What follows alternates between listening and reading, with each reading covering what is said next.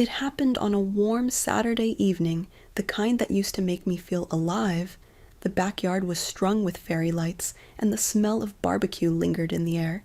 Dozens of teenagers and their parents gathered for Ella's high school graduation party, her big send-off before college. I had spent all week helping Charlotte, my daughter, plan it. I brought handmade decorations, baked Ella's favorite lemon cake from scratch, and even arranged the centerpieces with her school colors. I stood near the drinks table sipping lemonade, my back a little sore from hours of prepping earlier that day. I was smiling, watching Ella from a distance. She looked beautiful, tall, confident, wrapped in youth and laughter. I remember thinking, she's really growing up. I had tears in my eyes, but they were the good kind. Or so I thought. She was with her friends, all dressed in crop tops, denim shorts, and sneakers with names I couldn't pronounce. They were taking pictures, laughing, posing with balloons that read, Class of 2025. I walked over slowly, carrying the cake I had just unboxed, eager to be part of the celebration. I approached with a gentle smile. "Ella, sweetie." That's when she turned to her friends, giggled, and said loud enough for the whole group and me to hear, "She's too old to be here. That's my grandma." The girls burst into laughter. A few even covered their mouths in mock surprise, like I'd crashed a party I wasn't invited to. I stopped walking. My hands froze around the cake tray. In that one sentence, that careless, thoughtless sentence, she cut something out of me I didn't even know could bleed. I smiled, a practiced one, the kind of smile women my age wear when we've been dismissed, insulted, or forgotten, but don't want to make a scene. I smiled because I didn't know what else to do. Charlotte was across the yard chatting with a neighbor. She hadn't heard it, or if she had, she pretended not to. No one came to my side. No one pulled Ella aside to say that was uncalled for. I set the cake down on the table near the music speaker. My hands were shaking slightly, but I don't think anyone noticed. I looked around, and for the first time that day, I realized, truly realized, that I was no longer seen as part of the celebration. I was just there. Background noise, a burden, maybe an old woman with graying hair and orthopedic shoes who didn't belong among the music and youth and wild, bright future. That was the moment something inside me quietly folded in on itself. I didn't cry. Not then. I didn't yell or make a dramatic exit. I just turned, walked to my car, and drove home. No one stopped me. Not even my daughter. Not even the child I had diapered, fed, and cradled through chickenpox and heartbreaks. And when I got home, alone, silent, and still wearing the little brooch Ella had gifted me in middle school, I poured myself a glass of water, logged into my online bank account, and pulled up the $529 college fund savings plan I had opened when Ella was just 2 years old. Every birthday I added to it. Every Christmas bonus went there. Every tax refund, even when I needed a new roof or a medical scan, I put into her future. The balance read $72,481.23. I stared at that number for a long time. Then I clicked withdraw, and I whispered to myself, she may think I'm too old to be there, but she's about to find out just how much being there cost me. Before we start, let us know in the comments where you're watching from. Don't forget to like, share, and subscribe for more exciting stories. Before the party, before the silence, before that smirk on her face, I would have told you my life was full. Not perfect, not glamorous, but full. I raised my daughter, Charlotte, as a single mom after my husband died when she was only 10, a car accident on a snowy night. Quick, brutal, unforgiving. After that, it was just me. I worked as an elementary school teacher for 37 years. Not a flashy career, but it meant something to me. I believed in showing up, in being dependable, and I brought that same commitment home with me. When Charlotte got pregnant at 19, I didn't yell. I didn't guilt her. I held her hand. I told her, we'll figure it out. And we did. I was there at every doctor's appointment. I held Charlotte's hair during morning sickness. I was the one pacing outside the delivery room when she gave birth to Ella. The moment I held Ella in my arms, all 5 pounds, 7 ounces of her, something inside me lit up. A second chance, a new chapter. I looked at her, and all I wanted was to protect her future.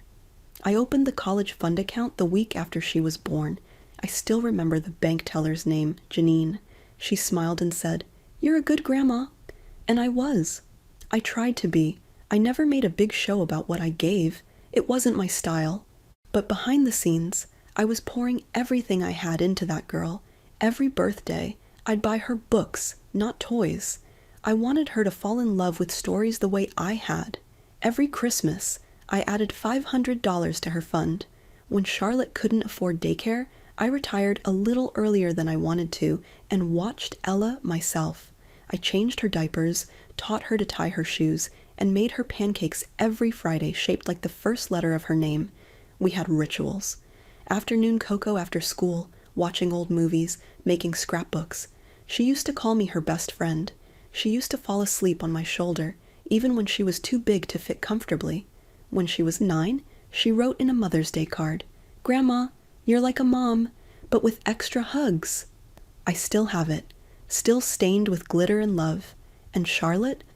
Well, our relationship had its ups and downs. She was grateful, sure, but over the years, it turned into something else. She started expecting my help, not appreciating it. When Ella hit her teenage years, I became just grandma. They stopped asking me how I was feeling. When I had knee surgery, neither of them came to stay with me. I had to pay for a nurse. Still, I told myself, they're busy. They're building a life. That was what I wanted for them, wasn't it? I let things slide. I made excuses. I told myself the way they pulled away was normal. I tried not to take it personally. When Ella stopped calling me after school, I told myself not to be needy, not to be dramatic. I was lucky just to be part of their world, and I believed it. When they invited me to her graduation party, I didn't even hesitate. I said yes. I was excited genuinely. I baked her cake from scratch the way she liked it. 3 layers, lemon cream, hand-piped tiny flowers. I wore the pearl earrings she had once complimented, hoping she'd notice. I even ironed my best blouse. I didn't think for 1 second that I didn't belong there, because until that moment in the backyard when she looked at me like I was an outdated piece of furniture, someone forgot to move, I really thought I mattered. I thought I still had a place. But now I see it clearly. I gave everything I had. My time, my money, my youth, my love, and in return, I became invisible. Not all at once. Piece by piece, quietly. And maybe the most painful part, I let it happen because I thought that's what love looked like. The first sign wasn't loud. It was quiet, the kind of moment that you almost miss unless you're really paying attention. It started about a year before the party. I was sitting in my kitchen on a Thursday evening, sipping chamomile tea, waiting for Ella to call. We had a tradition. Every Thursday after school, she'd call and tell me something new she learned that week. Sometimes math, sometimes gossip, sometimes just how much she hated gym class. It had been our little ritual since 5th grade. That week, the phone didn't ring. I waited until 8 p.m., then finally texted her. "Missed our chat today. Everything okay?" No response. The next morning, Charlotte called. She didn't sound concerned, just distracted. "Oh yeah, Ella's been busy. You know how teenagers are. She'll catch up with you soon," I laughed it off. Of course, I told myself. Teenagers. She's probably got homework or a new crush or both. Still, that week turned into 2, then 3. The calls didn't resume. One afternoon, I stopped by their house with some homemade apple butter and a book I thought Ella would love. Something about a girl who rebuilt her life after being rejected by her family. It felt timely, but I didn't say that out loud. Charlotte answered the door. She looked surprised. "Oh, you didn't tell me you were coming." "I just wanted to drop this off," I said, holding up the jar and the book. She took them, but didn't invite me in. "Ella's upstairs with her friends. She's kind of in her own world lately." I looked past her shoulder, hearing laughter, the sound of young voices bouncing off walls I used to be part of. "Tell her I said hi," I said softly. "Sure," Charlotte said. "She'll love the book." But she never mentioned it again. The next red flag came when I saw a photo on Ella's social media, one of those group selfies teens take at arm's length. Ella was in the center making a duck face. The caption read, "We don't do landlines and grandma drama." I paused. My heart skipped in a way I hadn't felt in years. I clicked on the comments. Some laughing emojis, some lol yes from her friends. I wasn't tagged, but I felt tagged just the same. I left a simple comment. "Looks like you had fun. Miss you, sweetheart." A few hours later, I went back to see if she'd replied. My comment was gone, deleted. Maybe it was a mistake, I thought. Maybe she accidentally hit the wrong button. But when I tried to call her later that night, it went straight to voicemail. Still, I tried to stay hopeful. I kept showing up. I sent postcards when I visited the botanical gardens. I mailed her a little necklace I'd found at a craft fair. Just a delicate silver leaf, something understated, something pretty. I never got a thank you, not even a text. Then came the school to play. Ella had a small role in the spring production. Charlotte told me over the phone and I immediately bought tickets. I was so excited. I ironed my best cardigan, made her a bouquet of tulips, and showed up early to get a good seat. The auditorium was packed. Parents laughed and waved to their kids from the front row. Ella walked on stage, said her lines, and walked off without looking into the audience. I clapped until my palms hurt. After the show, I waited near the stage door. Kids poured out in clusters, hugging friends and snapping selfies. Charlotte emerged with Ella a few minutes later. I called out, "Ella!" She turned, saw me, and then turned back to her friend, pretending not to hear. Charlotte looked uncomfortable. "Oh, Mom, she's just overwhelmed right now. You know how teens are." I nodded, flowers still in hand. Later that night, I left the tulips on their porch. The next morning, I saw the same bouquet, wilted and unopened, in their garbage bin when I stopped by to return a dish I had borrowed. That was when something in me started to shift just slightly, like a floorboard that cracks beneath your feet. I wasn't just being left out, I was being quietly written out. And for the first time, I wondered if love, even deep, unconditional love, could survive being taken for granted too long. It's strange how you don't always notice when you're being erased. Not at first. It doesn't happen with a scream or a door slammed in your face. It happens in whispers, glances, and forgotten birthdays. It happens while you're still folding their laundry, still showing up with soup when they're sick, still smiling while you're fading. After that school play, I told myself it was a phase. Teenagers pull away. That's what everyone says. But with Ella, it felt different, like she wasn't just growing up, she was outgrowing me. I stopped getting phone calls. No more updates about school, boys, or the latest books she was reading. The messages I sent were either ignored or replied to with a dry K or ox. I'd spent years nurturing that little girl, holding her hand through nightmares, driving her to spelling bees, sewing her Halloween costumes. I remembered the way she used to beg me for one more story at bedtime. But now, if I spoke more than a few sentences in a conversation, she looked at her phone. I remember one Saturday, I offered to take her shopping. She needed a dress for a senior banquet, and I had saved up for something special.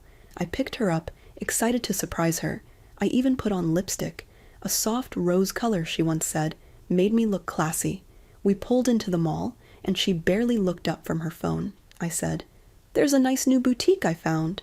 The woman who owns it was one of my students, actually. She cut me off. "Grandma, no offense, but can we not do the back in your day stuff? I just want to go where my friends shop." I laughed nervously, trying to hide the sting. "Of course, sweetie. Lead the way." In the store, she picked out a black sequin dress that I thought was a bit much, but I kept that to myself. I stood back as she posed in the mirror taking selfies. Then I noticed her post one with the caption, "Shopping with the Elderly." I saw it pop up on my phone from the account I still followed. Even though she barely acknowledged me online anymore, I didn't say anything. I just quietly paid for the dress. Later that day, I dropped her off, and she barely said thank you before slamming the car door. The next week, I stopped by their house with a pan of lasagna, the kind Charlotte used to beg for in college. I baked it from scratch, layering it with love and seasoning like I always did. Charlotte answered the door in workout leggings, clearly not expecting me. "Oh," she said, glancing at the dish, "I thought you said you were going to call first." I just thought I'd surprise you two, I said, holding it out with both hands. This one's Ella's favorite, remember? Charlotte took the dish but didn't invite me in. She's out with friends, she said, and honestly, Mom, she's kind of on this health kick. No carbs right now. I stood there for a second, feeling ridiculous, like I'd shown up to a party that had ended without telling me. Oh, well, you can freeze it, I said softly. She nodded. Sure. Then the door closed. A week later, I got a text from her. Thanks for the food. Next time, just let me know first. Not thank you for thinking of us.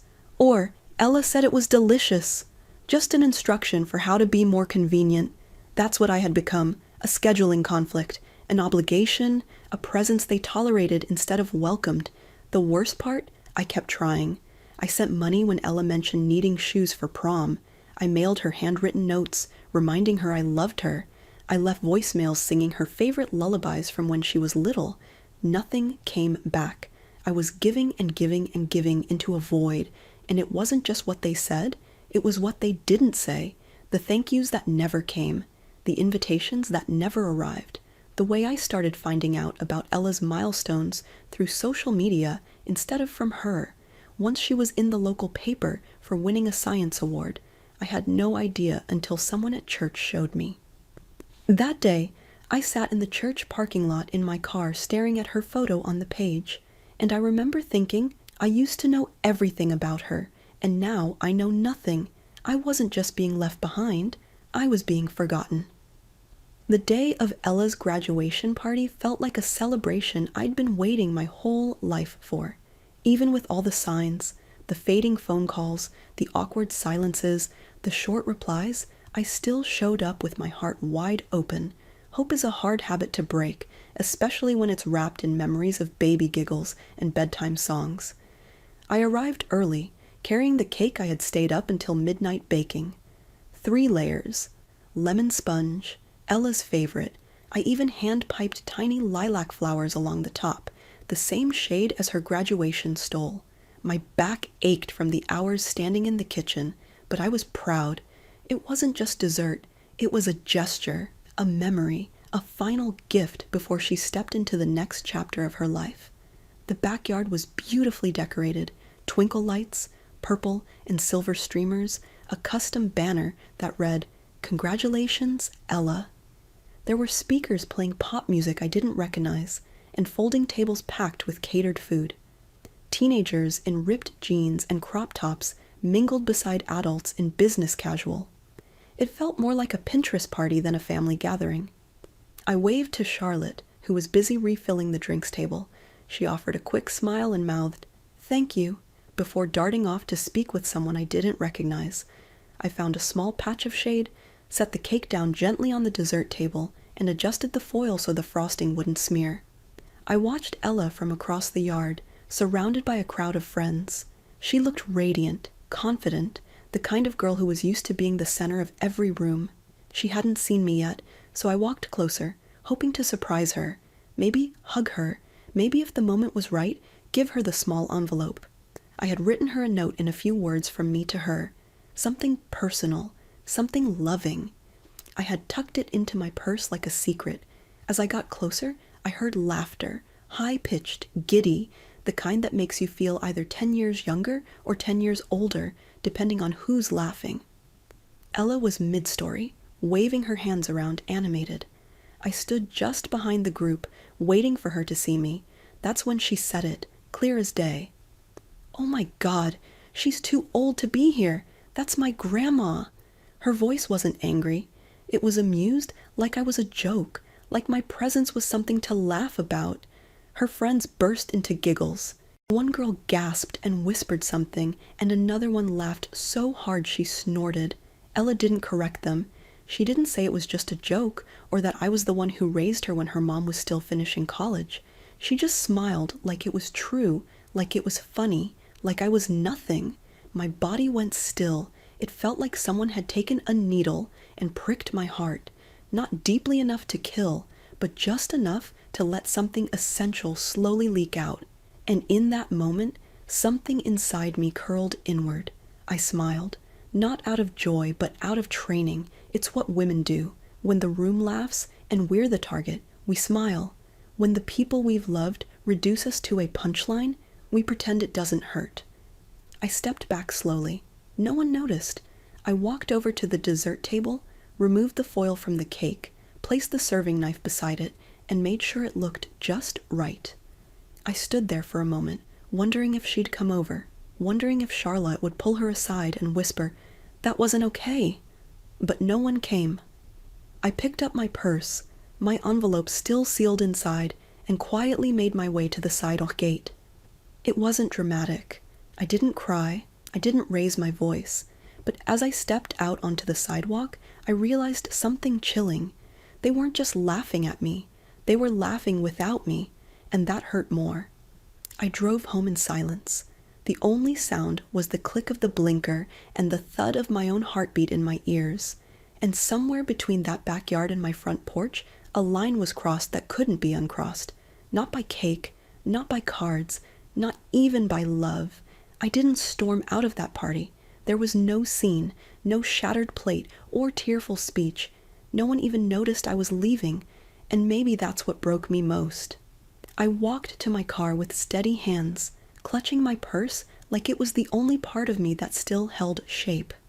The same purse Ella had once decorated with stick-on rhinestones when she was 6.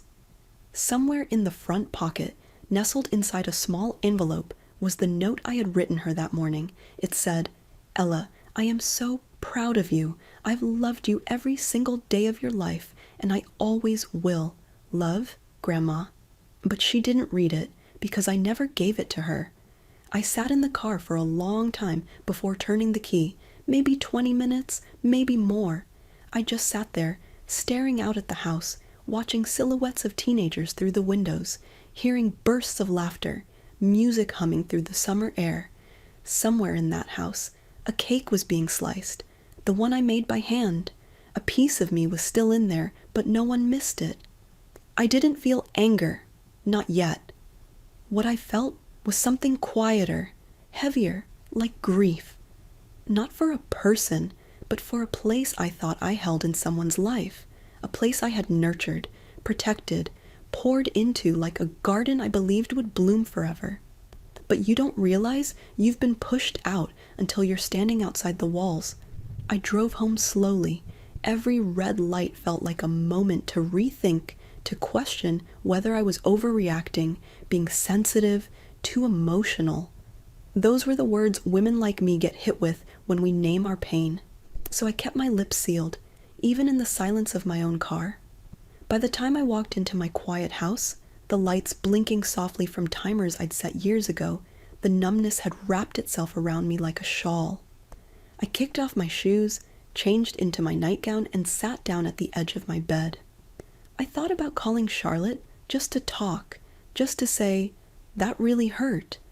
But I didn't want to hear her say, "Oh, Mom, she didn't mean it." Or worse, "Don't take everything so seriously." Because I'd taken everything seriously my whole life. I sat there for a long time, hands in my lap, feet bare against the hardwood. And then, like a switch flipped in my brain, I remembered something. The fund, the college savings account I had opened when Ella was still learning to walk. Every holiday, every tax refund, every side tutoring gig, I had saved for her quietly, faithfully, without ever asking for anything in return. I stood up and walked to the kitchen, pulled out the small accordion folder where I kept my financial files, slipped out the login sheet I hadn't touched in nearly 6 months. My handwriting was still neat and careful. I'd labeled it Ella's College Future. I opened my laptop and logged in. $72,481.23. That number looked at me like a stranger. I hovered the cursor over the Withdraw Funds tab, but I didn't click it. Not yet. Instead, I stared at the screen and whispered out loud, "Am I still doing this for her, or just holding on to what we used to be?" And that's when it hit me. The moment of clarity, painful but clean. I didn't belong to them anymore. Not the way I thought I did. Not in the way that made love feel safe, and they weren't going to force me out. I had walked away that night. I didn't cry. I didn't plan revenge. I didn't draft long messages or rehearse speeches. I simply stood up from the emotional table where I had fed everyone but myself and walked away. Not with rage, not with drama, but with a quiet, broken kind of peace. I wasn't ready for what came next, but I was finally done waiting to be seen. Rock bottom isn't always loud. Sometimes it arrives in the form of a quiet Tuesday morning, a bowl of oatmeal going cold on the kitchen counter, a phone that doesn't ring, a mailbox full of ads, but no letters, a calendar where every day is blank. 2 weeks passed since the party. I hadn't spoken to Charlotte. Ella never reached out. No thank you for the cake, no apology for the comment, nothing. Just silence. I told myself I needed the space, that I was choosing peace. But peace, I discovered, can be indistinguishable from loneliness when you haven't heard a familiar voice in days. The walls of my house started to echo differently. I used to fill them with humming, TV reruns, phone calls, the sound of stirring sauces or slicing vegetables. Now they felt hollow. I was existing inside a shell of a life I once loved. One night I made dinner for one, just a simple soup. I set the table like I always did, poured water into both glasses like muscle memory. Then I sat down and realized I had set a place for Ella. Just out of habit, I stared at her empty chair for almost an hour. The spoon in my hand never moved. The next day, I dropped by the community center where I used to volunteer every other Friday. I hadn't been in a few months. Life got busy, knees started aching more, and lately, I'd felt unwelcome even there. I walked into the rec room and saw a group of newer volunteers laughing around the coffee cart. I smiled and waved, but no one recognized me. The director glanced up from her clipboard and said, "Oh, hi, were you here for yoga?" "That's down the hall." I said nothing, just smiled that same tired smile I'd worn at Ella's party. I turned around and walked out. On the drive home, the radio played a song Ella and I used to sing in the car. I turned it off. I didn't want the memories. They hurt more than silence. When I got home, I sat on the edge of my bed and stared out the window. I thought of calling my sister Leona, but we hadn't been close since her husband passed, and I didn't have the energy to explain why I suddenly felt like a ghost in my own family. That night, I looked through an old photo album, the thick leather one with Ella's name embossed in gold on the cover. Every page told a story of a life I gave her. Her first tooth, her school concerts, her 11th birthday when she wanted a mermaid theme, and I hand-sewed little tails for all her dolls. In every photo, I was there, right beside her. I closed the book and held it tight to my chest. Then I cried. Not a loud, dramatic cry, just a slow, aching leak from the corners of my eyes as I rocked slightly in the dark. My breath stayed shallow. My lips never opened. It wasn't a cry for comfort. It was a cry that had no witness, no audience, and no purpose, but release. I felt ashamed for hoping they would notice I'd gone quiet, that they'd text, call, show up, say, "We miss you, we're sorry." But no one did. That was rock bottom, not the betrayal, not the comment, not the cake left untouched. It was the realization that no one was coming, and for someone who had spent her entire life being there, that realization broke something fundamental. For once, I had no one to pour into and nothing left to pour from. It happened on a rainy afternoon, the kind that soaks the garden and makes everything smell like memory. I was reorganizing the small cabinet in the corner of my bedroom, the one I hadn't touched in years. It was filled with old utility bills, clipped coupons I never used, greeting cards from holidays long past. I wasn't looking for anything in particular. I think I just wanted to feel useful. When your phone's silent and your house is still, organizing becomes a kind of therapy. Each paper a reminder that you once had purpose. That's when I found it. A thick faded envelope labeled in my handwriting, Ella College Fund Records. I sat down on the edge of my bed and slowly opened it. Inside were prints from the bank, every deposit I'd made into her 529 college account since she was a toddler, meticulous logs, handwritten notes, a spreadsheet I'd made years ago, back when I was still teaching part-time and couldn't afford much, but made it work anyway. There were years when I contributed only $50, others when I managed to tuck away $1,000, Christmas bonuses, tax refunds, birthday checks from relatives that I rerouted straight into that account. All there, all documented, 17 years of sacrifice, 17 years of believing that if I gave enough, loved hard enough, helped quietly enough, I would always be appreciated, respected, remembered. Tears welled in my eyes, but I kept flipping through the pages. At the very back of the envelope was something else, a folded acceptance letter addressed to me. It was from the Midwest Writers Fellowship Program, dated 1989. I had forgotten about it. A lifetime ago, before Ella was born, I had applied on a whim. I was in my late 20s, fresh off a creative writing course at the local community college.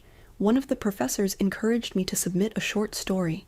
I did, and they accepted me. The fellowship covered room and board for 6 months, a cabin in the mountains. Time to write, time to breathe. I never went. Ella came early, then there were hospital bills, then Charlotte left, then there was work, always work. I stared at the yellowing paper. The official letter had now wrinkled and soft around the edges. I had been chosen once, seen, wanted, not for what I could do for someone else, but for what I could do for me. I laid the letter on the bed beside the college fund records and stared at them both, side by side. $72,000. That's what I had given up piece by piece to make sure Ella could chase her dreams, even as I buried my own. And what had she given in return? A smirk, a laugh, a joke at my expense.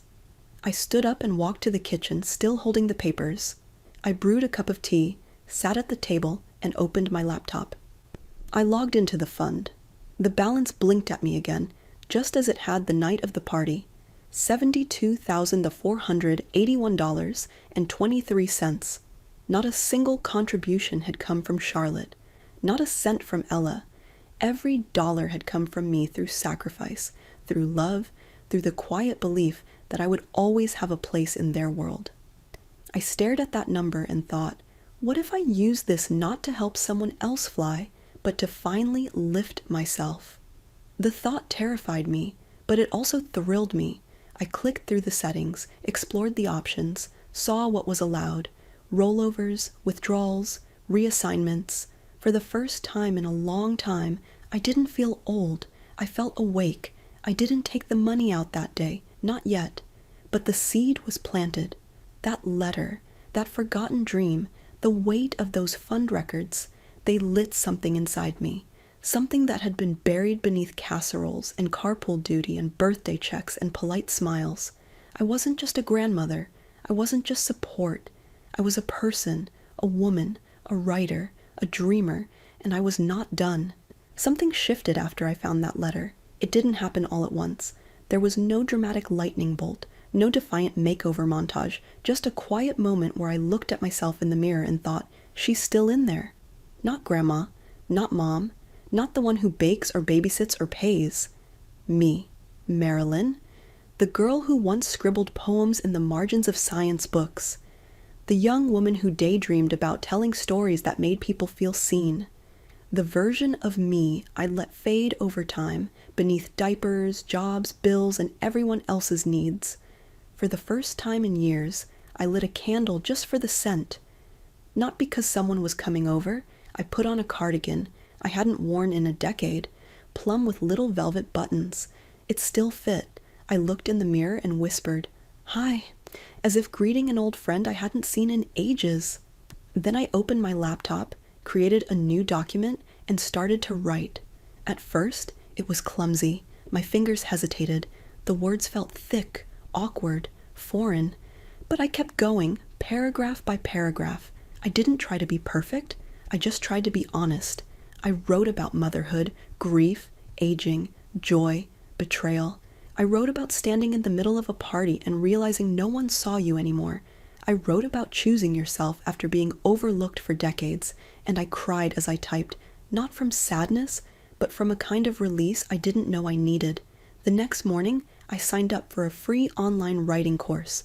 They offered one for mature students. I checked the box proudly. Every evening after that, I wrote for 30 minutes. No distractions, no checking in with Charlotte, or texting to ask if Ella needed anything. Just me, a cup of tea, and a blinking cursor on a white page. It felt like building a bridge, not back to who I was, but forward to who I might still become. I pulled out my old journal, the one I kept when Ella was a baby.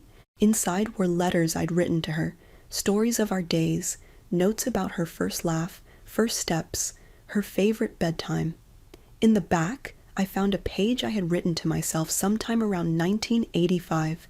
It said, "Don't forget, you were someone before this, and you still are." I stared at those words for a long time, and then I smiled. The next day, I did something even bolder. I emailed the Midwest Writers Fellowship, the same one from that old acceptance letter. I didn't know if the program still existed, but I figured, what's the harm in asking? They replied the next morning. The program was still active. They had a new senior track. All I had to do was submit a short story. So I did. I chose the one about Ella, about the party, about the moment I realized I didn't need to earn love by shrinking. I changed names, of course, but I left the emotions raw, unfiltered. Submitting it felt like breathing again after holding my breath for years. Then quietly, with no announcement, no fanfare, I logged back into the college fund account. I didn't withdraw the money yet, but I renamed the account. It used to be labeled Ella's College Savings. Now it said Marilyn's Second Chance. I stared at those 3 words for a long time, and for the first time in months, I didn't feel heavy. I felt light, like maybe, just maybe, I still had time, not to be who I was before, but to become someone I'd like to know again. After I renamed the college fund to Marilyn's Second Chance, something in me locked into place, a quiet resolve, not revenge, not bitterness, just clarity. I didn't tell anyone what I was planning, not Rebecca, not Ella, not my sister, Leona. I didn't even hint at it in my journal. Some things feel too sacred to say out loud while they're still becoming real. Instead, I moved in silence. First, I called the bank and asked about penalties, rollovers, and tax implications. I spoke to a kind woman named Julie, who said, "You're well within your rights, ma'am. You're the account holder. You can reallocate however you see fit." I thanked her, hung up, then I opened a new personal savings account under my name. I labeled it Freedom. I moved the college fund into it in slow, careful portions. No big transactions, nothing flashy, just quiet motion. Every day, a little more of my life shifted back into my hands. Next, I made a spreadsheet. I hadn't made one in years. I listed writing retreats, classes, train trips I'd always dreamed of taking. Nothing extravagant, just things that reminded me I was still a person who had dreams, a woman with a future. I even pulled out my old passport and renewed it just in case. I started waking up earlier, not for chores or errands, for me. I wrote first thing in the morning, with a cup of strong coffee and the sound of birds outside my window. There was something sacred about that silence, a kind of peace I hadn't known since before motherhood swallowed me whole. I bought a pair of wireless earbuds, the kind Ella once teased me for not knowing how to use, and started listening to podcasts about storytelling, memoir, creativity, and later life. I walked around my neighborhood with a slight bounce in my step, soaking up words like water after a drought, and I didn't tell a soul, because this wasn't about proving anything. It wasn't about making anyone regret how they treated me. This was about reclaiming myself without permission, without applause. There's something beautiful about being underestimated. People stop watching. They stop listening. They assume you've given up. That's when you can do your best work. Charlotte texted me once to ask if I could pick up Ella from her part-time job. I replied politely, "Sorry, I have plans today." No explanation, no over-apology, just a boundary. She never responded. I didn't chase her for one. I kept writing. I submitted 3 essays to local contests. One got published online. I used a pen name.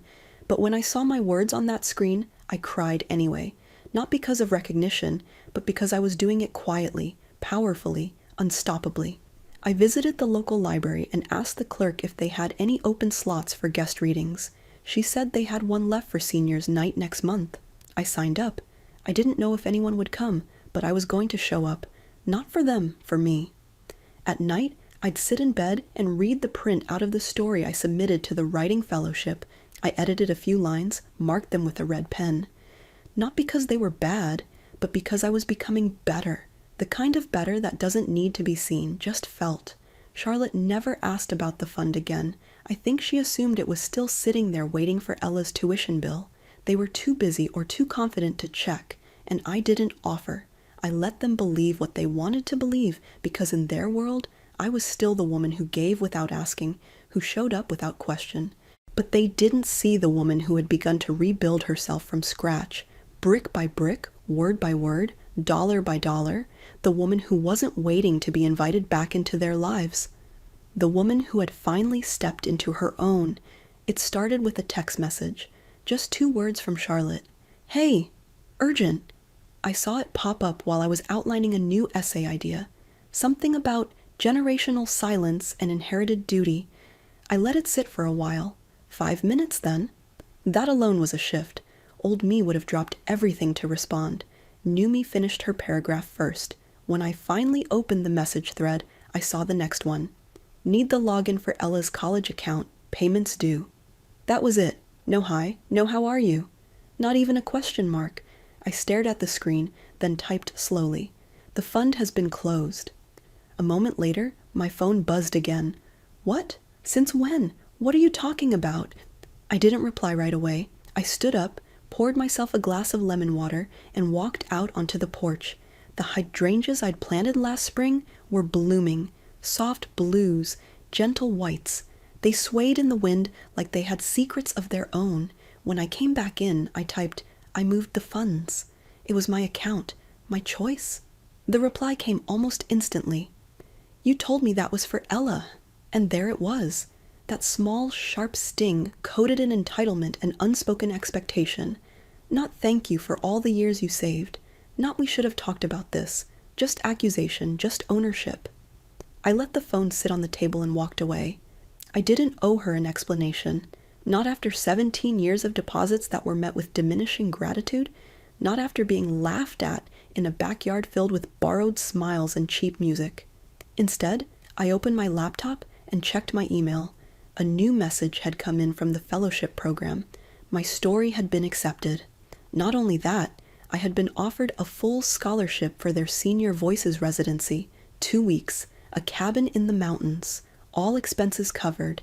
Time to write, time to be. I laughed out loud, alone in my kitchen, but it wasn't a sad laugh. It was a full one, deep alive. That night, I posted a short excerpt of my story anonymously on a writing forum. I watched as strangers commented, "This gave me chills, and I felt every word." One woman messaged me privately and said, "You made me feel seen. Thank you." And that did something no apology ever could. Later that week, Charlotte called. I didn't answer. She tried again the next day, then texted, "Can we talk about this? You're being really unfair." I smiled at that word. Unfair. That's how they saw it. Me reclaiming my own money, my own time, my own life was unfair. But what had been fair about the way I'd been forgotten? I didn't reply. And that silence, that was the power shift. Ella posted something cryptic on her social media a few days later, a picture of her college acceptance letter with the caption, "Guessed dreams don't matter when you're inconvenient." There were sympathy comments, friends saying, "What happened?" And some people are just selfish. I read them without flinching because I knew the truth. I hadn't done this to punish her. I'd done it to free me. And whether they ever saw that or not, I wasn't responsible for their version of the story anymore. I was writing my own. The silence between us grew. But this time, it didn't feel like loss. It felt like air, room to breathe, space to grow. Because while they scrambled to figure out what had changed, what shifted beneath them, who pulled the rug, they never once thought to ask how it had felt to be dismissed, ignored, humiliated, and still show up anyway. They never thought it might be me, the woman they once called too old to be here, who had taken control. They didn't see the power moving, but it was, and it was mine. It was a Wednesday when they finally came to my door. Not a holiday, not a birthday, just an overcast midweek afternoon where I had planned to clean out the hallway closet and make lentil soup. I saw the car pull into the driveway and felt it in my stomach before I even stood up. That particular tense flutter you only get when someone you love has hurt you, but you're still unsure whether they've come to apologize or demand something else. It was Charlotte driving. Ella sat in the passenger seat, arms crossed, sunglasses on, as if shielding herself from the reality of being there. She didn't even glance toward the house. I didn't rush to greet them. I didn't smooth my hair or rehearse any words. I simply opened the door when they knocked and said calmly, "Hi." Charlotte's smile was tight, brittle. Ella no mi miró in absoluto. "We need to talk," Charlotte said. I stepped aside and gestured to the living room. They walked in slowly, like they didn't quite belong there, and sat on the couch. I watched them settle in, aware of every inch of the space, every detail that reminded me of the life I'd built for them. Charlotte cleared her throat. "You moved the college money," I nodded. "I did." "You didn't tell us," I responded. "I didn't need to." Silence hung between us for a moment, thick and heavy. Ella finally looked up, her face unreadable. That money was for me. I met her gaze directly. It was, until it wasn't. Charlotte leaned forward, her voice sharper now. "Mom, this isn't like you. You've always said education was the best gift. You saved for years. You told Ella this was her foundation." I sighed softly. "I did. But one day I realized something. I had built a foundation for someone who didn't even care if I was standing on it." Ella rolled her eyes. "So, this is about what I said at the party. Seriously." "No, Ella," I said, my voice calm but firm. "This isn't about what you said.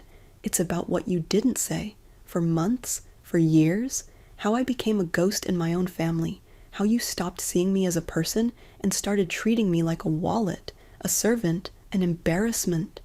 She opened her mouth, but no words came out. The silence was deafening. I let it linger before continuing. I gave, and somewhere along the way, I forgot how to be anything else. Charlotte looked down, her lips tight. Ella scoffed quietly. "So now what?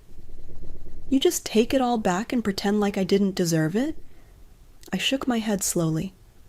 "No, Ella, you didn't deserve it. Not the way you treated me. Love isn't a reward for cruelty. Respect isn't optional." Ella blinked at me, stunned, her eyes wide. I walked over to the bookshelf and pulled out a printed copy of my short story. I handed it to them without ceremony. "This got published," I said, my voice steady. "I leave for the residency next month." Charlotte looked at the first page, then back at me. "You wrote this?" she asked, disbelief creeping into her voice. "I did," I replied, my heart calm, despite the weight of the conversation. "You're like a writer now," Ella asked, her tone tinged with confusion. I smiled faintly. "No, Ella, I've always been a writer. You just stopped seeing me as anything but too old." They sat there in silence, unsure how to respond, and for the first time in a long time, I didn't rush to comfort them. I didn't soften the truth, because it wasn't theirs to soften. It was mine to stand in. I folded my hands and looked at them both. "You're both welcome in my life, but from now on, it will be on my terms. Not out of obligation, not out of habit, and not out of guilt." Charlotte nodded slowly. "Okay, I hear you." Ella didn't speak, her jaw tight, her face hard with uncertainty. I realized that maybe she wasn't ready, maybe she never would be, and I had made peace with that. They left soon after. No hugs, no grand resolution, just a door quietly closing behind them, and me still standing, not smaller, not broken, but whole. I wasn't waiting to be invited back into their lives anymore. This time, I would make my own space, in my own terms, and if they wanted to be a part of it, they were welcome. A few weeks after the confrontation, I received the official email. "Congratulations, Marilyn. You've been selected as the Senior Voices residency winner." I stared at the screen, rereading those words over and over. They felt surreal, like someone had handed me a life I'd forgotten I was allowed to live. The fellowship came with a $25,000 stipend, a 2-week writing retreat in the mountains, and an opportunity to have my work professionally edited and published in a national collection. I sat there frozen, one hand covering my mouth, tears building in my eyes. But these were not the same tears I cried alone in the kitchen weeks before. These were not about grief or loss or humiliation. These were the kind that whispered to me, "You did this for you." It wasn't the money that mattered. It was the validation, the knowing that something I created, something born not from obligation but from honesty, was worthy, seen, chosen. That afternoon, I printed the acceptance letter and pinned it to the fridge, right where Lena's drawings used to hang. It felt poetic, a full circle, a moment I'd never imagined, but here it was, part of my story now. I looked at it again before I left the kitchen, and it felt like freedom in my hands. 2 days later, Rebecca called. She had seen the announcement. A local news outlet ran a small feature about the fellowship titled, "At 64, Retired Teacher's Story on Generational Silence Earns National Honor." They had even used a headshot I submitted. It was the first photo I'd taken of myself in years where I wasn't trying to hide behind a grandchild, a cake, or a Thanksgiving centerpiece. Rebecca's voice on the phone was tight. "Why didn't you tell us?" I paused, then said calmly, "I didn't think you'd be interested." She hesitated. "That story, was it about us?" I didn't answer directly. It was about a woman who gave everything and finally remembered to give something back to herself. She was quiet for a while. "People are asking questions. Lena's friends saw it. Some of them are sharing it on their stories." I raised an eyebrow. "She's embarrassed?" I asked, amused. I took a breath. "You know what's funny? I've been embarrassed for years, sitting at dinner tables where no one asked me how I was, standing in parties where I was the punchline. But I stayed silent. Now the silence is over." Rebecca tried to pivot. "This is all happening so fast." "No," I said softly. "It's not. It's been happening for decades. You just didn't see it or didn't want to." A few days later, I got a letter in the mail, no return address. It was from Ella, handwritten, short. "Grandma, I didn't know how much I hurt you. I didn't think. I was stupid and selfish, and I'm sorry. I don't expect anything. I just wanted to say that. I read your story. I cried. I miss you. I really do." There was no ask, no request for the money back, no plea for college help, just regret, and somehow that was more powerful than any check I ever wrote. I folded the letter carefully and placed it inside the front cover of the notebook where I'd written my first story draft, not as a trophy, but as a reminder that truth has weight, and when you carry it long enough, it eventually shifts everything around you. The following week, my editor reached out. They wanted to feature my piece in a special print edition with my real name, with a photo and a byline. I stood in front of my mirror again that night in the same plum cardigan I'd rediscovered weeks earlier and looked at myself differently. I wasn't just a grandmother.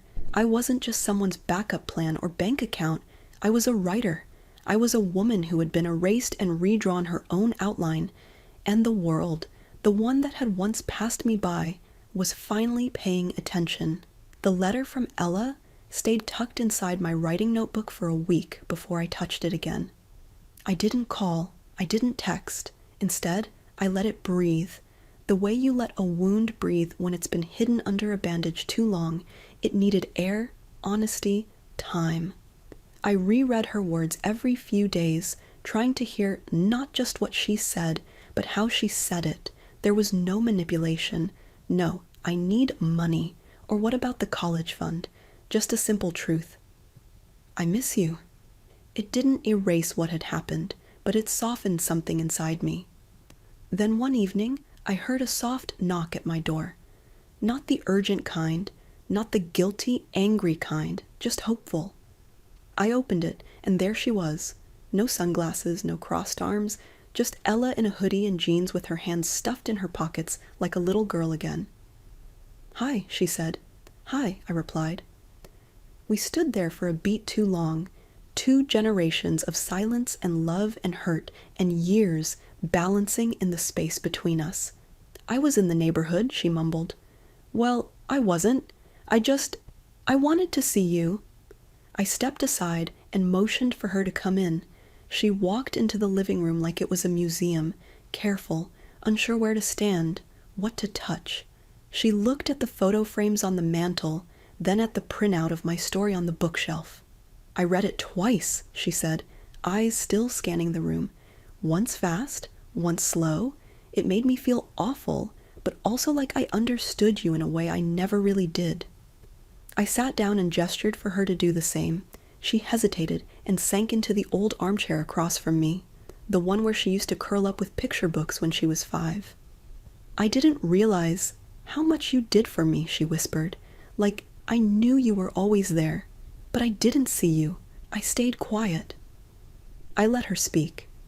"I was cruel at the party," she admitted, "and for a long time before that, I think I was trying to grow up so fast.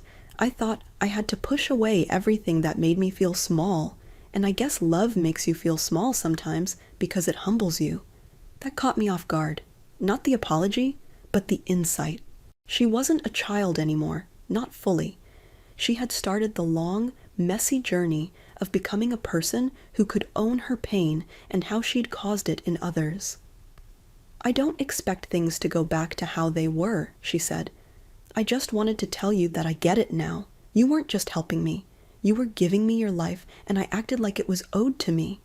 I nodded slowly. "It wasn't the cake, Ella, or even the college fund. It was that I disappeared and no one noticed." Tears welled up in her eyes. "I noticed after it was too late." I got up, walked to my notebook, and pulled out her letter. I handed it to her. "I kept it," I said, "because it was the first thing in a long time that felt real." She took it in her hands like it weighed something, maybe because it did. We sat in silence for a few minutes, just letting the honesty hang there between us. Then she asked, "Could we start small? Maybe I come over on Sundays. No talk about college or money or anything, just cocoa and stories." That made me smile. "Stories I can do," I said.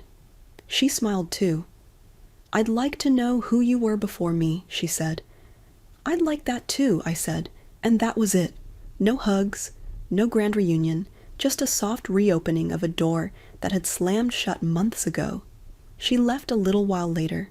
The air in the house felt different after she was gone, lighter. Not because everything had been fixed, but because I hadn't needed her to fix it for me. I had already done that part. Now if she wanted to be part of my life, she was welcome. But I would never again shrink myself to fit in someone else's story. I live alone now, but not lonely. That's something people get wrong about women like me. Women who spent decades pouring into others. They think our lives are defined by who we gave to, who we served, who we raised. And when those people leave or pull away, they assume we crumble. But the truth is, I didn't vanish when they stopped seeing me. I started to appear. It began with a cabin in the mountains. The writer's residency was everything I didn't know I needed. A fire crackling in the evenings, the scent of pine, the slow, generous rhythm of days filled with nothing but space to create. I was surrounded by strangers who weren't strangers at all. Other women, many older than me, who had also set their lives aside for husbands, children, or work, and were now trying to find their way back to themselves. We shared stories over coffee, we read drafts by candlelight, we laughed about how no one ever told us starting over could feel like falling in love with yourself. One night, I stood out on the deck of the cabin, wrapped in a soft blanket, looking up at a sky filled with more stars than I'd seen in years. I thought of Ella, of Rebecca, of the life I had lived so long for them that I forgot I had one of my own. And I wasn't angry anymore. I wasn't even sad. I just felt free. When I came home, I printed my story and framed it. I placed it on the wall near my writing desk, not to boast, but to remind myself what's possible when you stop waiting for someone to choose you. I still talk to Ella now, Sometimes on Sundays, like she asked, she brings tea and we read books or go through old photo albums. She listens in a way she never did before, and sometimes she doesn't talk much at all, but she shows up. And at this stage in life, showing up is the only apology I need. Rebecca checks in from time to time. She hasn't asked about the money again. I think she finally understood that this wasn't about finances. It was about identity, about respect, about being more than what others wanted from me. I haven't rebuilt every relationship in my life, and I don't plan to because I finally realized that healing doesn't mean bringing everyone back. Sometimes it means bringing yourself home. These days, I spend my mornings writing by the window with a cup of spiced coffee. I teach a local memoir class once a week at the library, where I listen to other women tell their truths for the first time. I've seen tears fall onto notebook paper as if the pages themselves were baptizing them into a new beginning. Sometimes people ask, "Do you wish you had done all this sooner?" And I used to say yes. But now I know I did it when I was ready, when I could do it for me, not for validation, not for permission, not even for love, just for the simple, beautiful truth that my story was mine to live and mine to tell. So I don't regret the years I gave. I don't even regret the silence, because without all of it, I wouldn't be here now on my porch on a breezy spring morning, watching the trees sway while I typed the final words of my second short story collection. Not grandma's story, not mom's story, mine. And that is everything.